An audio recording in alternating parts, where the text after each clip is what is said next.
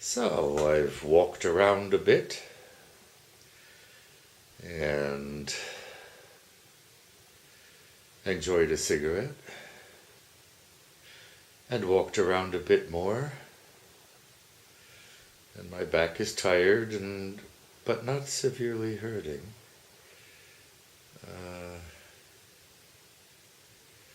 So I'm not sure. I gotta set the clock over here so I can watch it, but I'm not sure how long I was up and how long I was down. I'm gonna try to reach the clock. Yes. Now.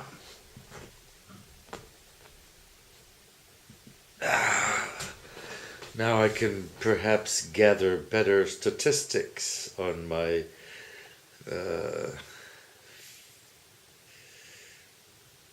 Fayette percentage. How much up, how much down.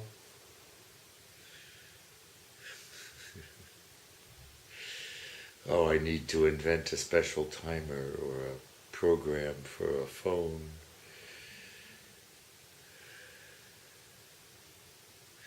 I did invent a special timer for Gabi's father's, oh Jesus, low battery already. Woo, these batteries. That's only 1 minute and 45 seconds. Fantastic. What the hell's going on with my batteries? This is a genuine Sanyo too. Anyway, I invented a timer, a pill timer, for, I forget how many, 6 times or 8 times a day, medication for Parkinson. It had 3 push buttons, it has 3 push buttons and a display,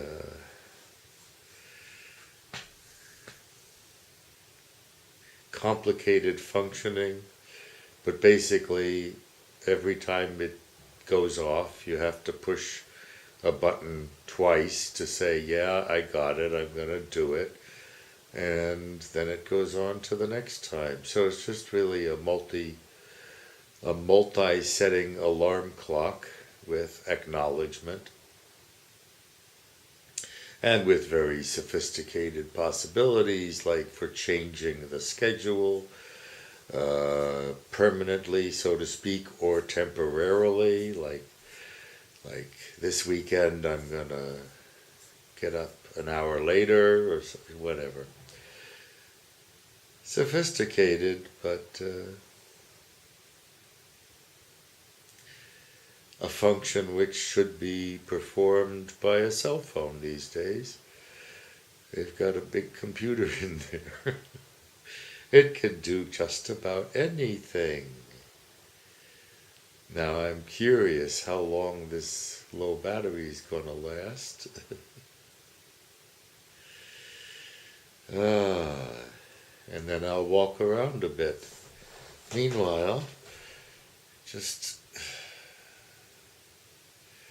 position 2 with variation.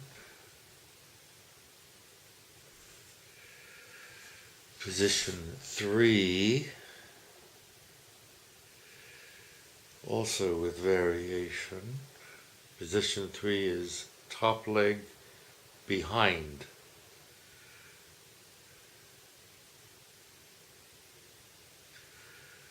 And variation of position and variation of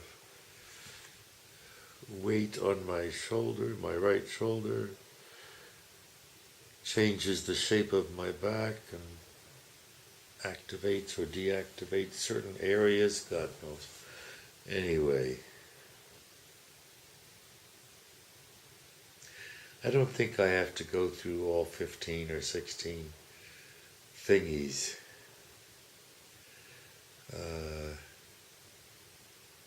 Because as soon as this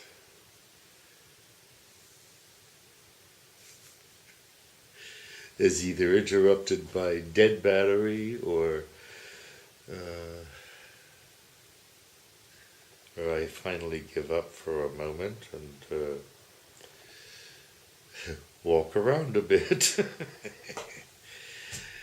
Let's see how much activity I can put in without suffering. And how to deal with the pains and so forth and so on. Well, that's 5.5 minutes of this old fart blithering. At some point I want to talk about same-sex marriage, which in my mind is evil. How do you like that? Evil. Because all of the respect that is due and is received by marriage itself is based on one simple and most crucial thing: Fortpflanzung. Renewal of the human species by robust humans, and renewal of human civilization by the same.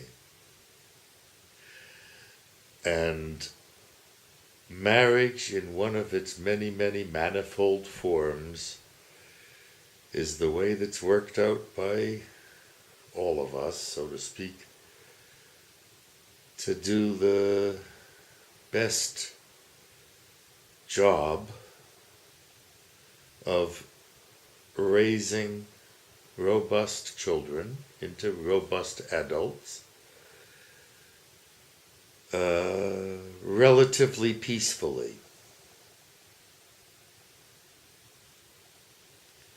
Relatively peacefully. And there's something else I want to bullshit about, although I've got to read the Wikipedia article, or more of it anyway, about energy. And Stephen Hawking,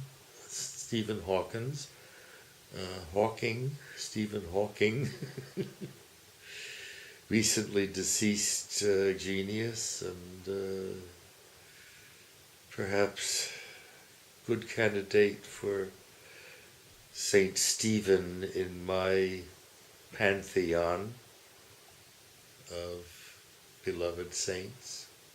Got to be dead to be a saint, but otherwise certain living people might almost qualify, but that's like Mother Teresa qualifying for sainthood while she's still alive. It doesn't happen. You never know what's next. Could be a devil in that saint. Anyway, Saint Stephen. And yes, information. According to something that arises around the death of Saint Stephen, is the physicist's notion, apparently, that information is indestructible. Now, it occurs to me that the only kind of thing that's indestructible is something that doesn't exist. In any case, it's clear that the physicists, when they speak of information, having perhaps stolen the word from a more meaningful context, is not the same as what information technologists mean. The information in a computer or in a data stream or in a human brain or whatever is absolutely destructible. In fact, it's being destroyed constantly, replaced by different, so to speak, patterns. Now, what's a pattern? Well, It gets into information processors, and the kind of information that I'm familiar with is essential. It's the lifeblood of information processors, so to speak. And that kind of information is clearly destructible, despite the wishes of some fantasists,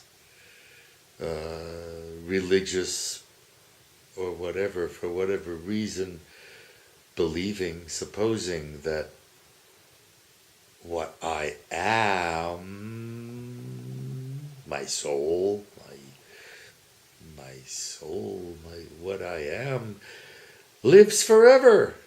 It can never die. It's unsterblich. Well, good luck. It surely won't matter to you. That's another thing worth a rant, is mattering. I like the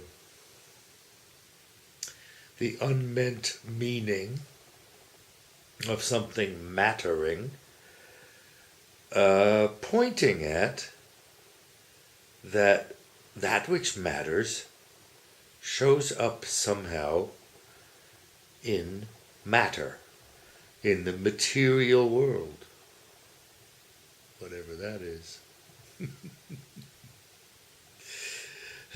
Or appears to, as if